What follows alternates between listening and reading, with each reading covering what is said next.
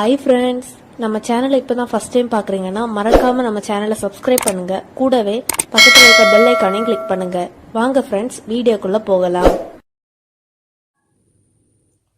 Hi friends, நம்ம இந்த வீடியோவில் பார்க்க போகிறது சாஃப்டான சப்பாத்தி எப்படி பண்ணுறேன்னு பார்த்துடலாம். அதுக்கு வந்து மாவு நம்ம ரெடி பண்ண போகிறோம். மாவு நீங்கள் எந்த மாவு வேணால் எடுத்துக்கலாம். கடையில் வாங்கினதும் சரி, வீட்டில் ரெடி பண்ணாலும் சரி, எதுனாலும் எடுத்துக்கலாம். நான் இப்போ வந்து மெஷரிங் கப்புக்கு 3 கப்பு மாவு எடுத்துருக்குறேன். இப்போ அதில் வந்து தேவையான அளவு உப்பு சேர்த்துடலாம்.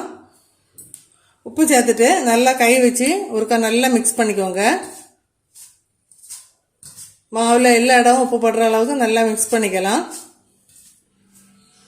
மிக்ஸ் பண்ணிவிட்டு நம்ம இப்போ இதில் வந்து பால் அந்த மாதிரி தயிர் அந்த மாதிரி எதுவுமே நம்ம சேர்க்கலை. வெறுமனே உப்பும் தண்ணி மட்டும்தான் சேர்த்து ரெடி பண்ண போகிறோம். இதில் வந்து கொஞ்சம் கொஞ்சமாக தண்ணி சேர்த்து மிக்ஸ் பண்ணிக்கலாம். மிக்ஸ் பண்ணும்போது வந்து நீங்கள் வந்து மாவில் வந்து ப்ரெஷர் கொடுக்காம லைட்டாக வந்து விரசிக்கோங்க. ரொம்ப அழுத்தம் கொடுத்து மாவு விரசவே வேண்டாம், லைட்டாக விரசிக்கோங்க. இப்போ தேவையான தண்ணி சேர்த்து நல்லா வந்து மாவை மிக்ஸ் பண்ணி எடுத்துடலாம்.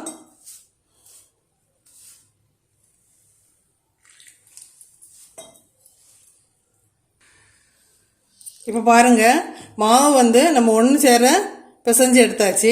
ரொம்ப திக்காக இருக்கக்கூடாது, கொஞ்சம் ஹார்டாக இருந்து அப்படின்னா பூரிக்கு தான் கரெக்டான பதமாக இருக்கும். இங்கே பாருங்கள், இவ்வளோ சாஃப்டாக இருக்கணும். இந்தளவு சாஃப்டாக இருந்தால் தான் சப்பாத்திக்கு சூப்பராக இருக்கும். இப்போ லாஸ்ட்டாக வந்து நம்ம கொஞ்சமாக சமையல் எண்ணெய் எது வேணால் சேர்த்துக்கோங்க. அதில் வந்து 1 டீஸ்பூன் அளவு எடுத்துட்டு நம்ம வந்து மாவில் வந்து மேலே மிக்ஸ் பண்ணி வச்சிடலாம். இப்போ பாருங்கள், கொஞ்சமாக எண்ணெய் கையில் எடுத்துருக்குறேன். இதை வந்து ஃபுல்லாக இப்படி மாவில் ஃபுல்லாக படுற அளவுக்கு இப்படி ஃபுல்லாகவே தடவி வச்சிடலாம். தடவி வச்சுட்டு ஒரு 10லேருந்து 20 நிமிஷம் வெயிட் பண்ணிவிட்டு நம்ம வந்து சப்பாத்தி ரெடி பண்ணிடலாம். நான் இப்போ வந்து ஒரு பாத்திரம் எடுத்தால் மூடி வச்சுருக்கிறேன். நீங்கள் வந்து ஒரு துணியை எடுத்து மூடி போடுறதுனா கூட மூடி வச்சுக்கலாம். இந்த துணியை வந்து தண்ணியில் நினச்சிட்டு மூடி வைக்கிறனா கூட மூடி வச்சுக்கலாம். நம்ம இப்போ கொஞ்சம் வெயிட் பண்ணிவிட்டு அதுக்கப்புறம் சப்பாத்தி போடலாம். இப்போ நம்ம மாவை வந்து 20 நிமிஷம் ரெஸ்ட்டில் வச்சுட்டு நம்ம இப்போ சப்பாத்தி போட்டுடலாம், ரெடி பண்ணிடலாம். அதுக்கு வந்து ஃபஸ்ட்டு நல்லா வந்து பாருங்கள் எவ்வளோ சாஃப்டாக இருக்குது பாருங்கள். நல்லா இதை போல் 2 தடவை விரசி எடுத்துக்கலாம்.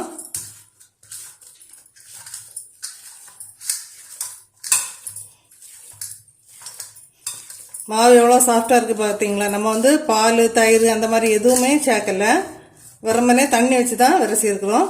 நம்ம வந்து மாவு விரசும் போது வந்து நல்லா வந்து லூஸாக, கை வந்து ரொம்ப டைட்டாக வந்து விரசாமல் லைட்டாக அது விரசணும் அப்படின்னு சொன்னால் இது மாதிரி நல்லா சாஃப்டாக இருக்கும் மாவு. சப்பாத்தி அது போல் எவ்வளோ நேரம் ஆனாலும் சாஃப்டாக இருக்கும். இப்போ நம்ம சப்பாத்தி அடிச்சிடலாம். நம்ம இப்போ மாவை வந்து தேவையான சைஸுக்கு உருட்டி எடுத்துக்கலாம். பெருசாக வேணால் பெருசாக உருட்டி எடுத்துக்கோங்க. தேவையான சைஸில் இதை போல் நம்ம மாவு அவ்வளோத்தையுமே உருட்டிட்டு பார்க்கலாம். நம்ம இப்போ மாவு அவ்வளோத்தையுமே உருட்டி எடுத்தாச்சு. இப்போ சப்பாத்தி அடிச்சிடலாம். இப்போ ஃபஸ்ட்டே வந்து கொஞ்சமாக மாவு எடுத்து கட்டையில் இது மாதிரி போட்டுக்கோங்க. பிகினர்ஸ்க்காக சொல்கிறேன். இப்போ வந்து சிலருக்கு வந்து கரெக்டாக ஷேப்பு வரும், ஆனால் எனக்கு எல்லா சப்பாத்தியும் அப்படி ஷேப்பாக வரும்னு சொல்ல முடியாது. நம்ம வந்து பூரிக்கு தட்டுறதை விட கொஞ்சம் கூட நைஸாக தட்டி எடுக்கணும் சப்பாத்தியை பொறுத்த மட்டும்.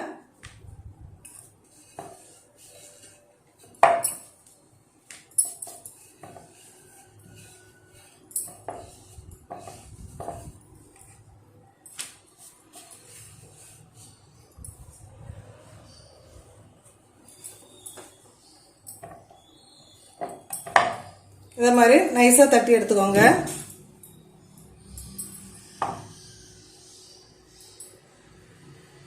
அப்போ தான் வந்து சப்பாத்தி வந்து சாஃப்டாக இருக்கும். இதை மாதிரி எல்லாத்தையும் தட்டி எடுத்துட்டு பார்க்கலாம். நம்ம இப்போ அடித்து வச்சிருந்த சப்பாத்தியை வந்து சுட்டு எடுக்க போகிறோம். சுட்டு எடுக்கும்போது ஃபஸ்ட்டு வந்து கல் வந்து நல்லா சூடாக இருக்கட்டும். அதுக்கப்புறம் வந்து ஃப்ளேமை கொஞ்சம் கம்மி பண்ணி கூட்டி குறைச்சி வச்சுக்கோங்க. ஃபஸ்ட்டு வந்து நம்ம சப்பாத்தி அடுப்பில் சேர்க்கும்போது வந்து நல்லா சூடாக இருந்தால் தான் நல்லாயிருக்கும்.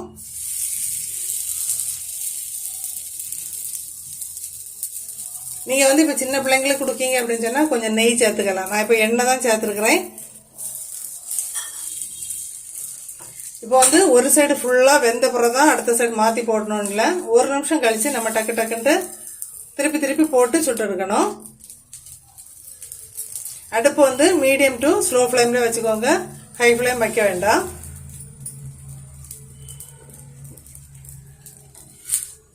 இப்படி அப்பப்போ திருப்பி போட்டுக்கோங்க. அப்போ தான் வந்து சப்பாத்தி சாஃப்டாக இருக்கும், ரொம்ப நேரம் சாஃப்டாகவே இருக்கும் நமக்கு.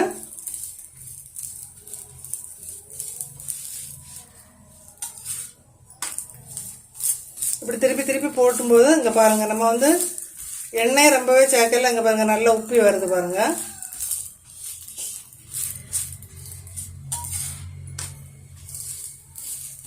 நம்ம அப்படியே ஒரு சைடு ஃபுல்லாக செவக்கட்டும் அப்படின்னு சொல்லிட்டு அப்படியே போட்டுட்டோம் அப்படின்னு சொன்னால் நமக்கு வந்து ஒரு மாதிரி ஹார்டாயிரும். சப்பாத்தி வந்து சாஃப்டாக இருக்காது. இப்போ ட்ராவலுக்கு எடுத்துகிட்டு போகிறதா இருந்தாலும் சரி, இல்லை பிள்ளைங்களுக்கு லஞ்சு பாக்ஸு கொடுக்குறதாலும் சரி, இதை மாதிரி அடிக்கடி திருப்பி போட்டு சுட்டு எடுத்துக்கலாம்.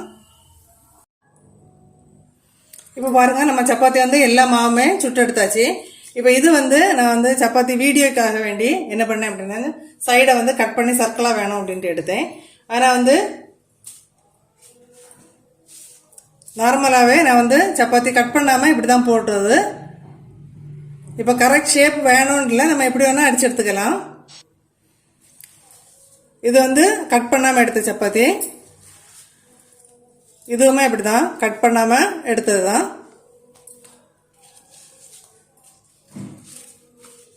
இப்போ இது எல்லாமே வந்து நான் வீடியோக்காக கட் பண்ணி எடுத்துருக்கேன், சைடு சர்க்கிள் வேணும் அப்படின்னு சொல்லிட்டு. இப்போ பாருங்கள் எவ்வளோ சாஃப்டாக இருக்குது அப்படின்னு சொல்லிட்டு. நல்லா சாஃப்டாக இருக்குங்க பாருங்கள். 2 லேயராட்டு நமக்கு வந்து நல்லா இப்படி ரெண்டாவே பிரிஞ்ச அளவுக்கு நல்லா வந்து இங்கே பாருங்கள் நல்லா பொரிஞ்சு வந்துருக்குது. நல்லா சாஃப்டாக இருக்கும், உங்களுக்கு ஈவினிங் வரைக்குமே சாஃப்டாக இருக்கும். இங்கே பாருங்கள், மாவு வந்து நீங்கள் இதே மெத்தடில் ட்ரை பண்ணி பாருங்கள், கண்டிப்பாக சாஃப்டாக இருக்கும் சப்பாத்தி. இதே மாதிரி ட்ரை பண்ணி பார்த்துட்டு கண்டிப்பாக கமெண்ட் பண்ணுங்கள் ஃப்ரெண்ட்ஸ். Okay friends, thank you.